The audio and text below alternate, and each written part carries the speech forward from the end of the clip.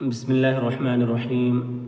ابھی پچھلے سبق میں ہم نے تنوین کے بارے میں پڑھا ہے کہ دو زبر، دو زیر، دو پیش کو تنوین کہتے ہیں۔ اب ہم پڑھیں گے نون ساکن کے بارے میں، تنوین اور نون ساکن کے بارے میں۔ تو دو زبر، دو زیر، دو پیش کو تنوین کہتے ہیں۔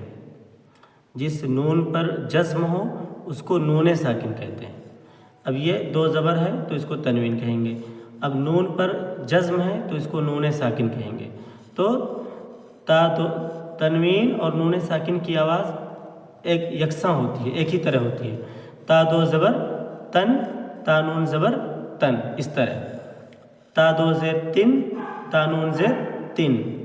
تا دو پیش تن، تا نون پیش تن۔ تو دونوں کی آواز سیم ہے۔ سا دو زبر سن، سا نون زبر سن۔ سا دو زیر سن، سا نون زیر سن۔ سا دو پیش سن، سا نون پیش سن۔ جیم دو زبر جن، جیم نون زبر جن۔ جیم دو زیر جن، جیم نون زیر جن۔ جیم دو پیش جن، جیم نون پیش جن، اس طرح۔ دال دو زبر دن، دال نون زبر دن۔ دال دو زیر دن، دال نون زیر دن۔ دال دو پیش دن، دال نون پیش دن۔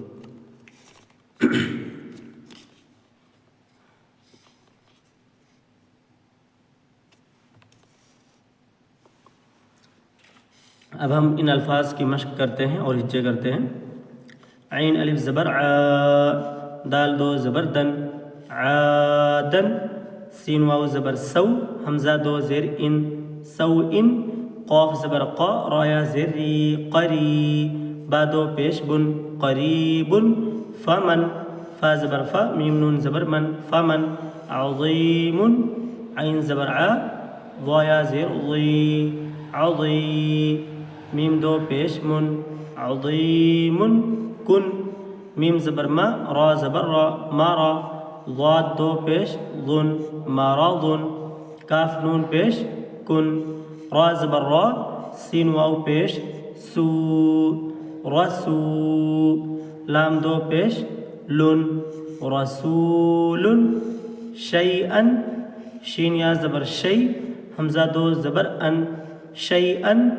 غین زیر غی، شین الف زبر شا، غشا۔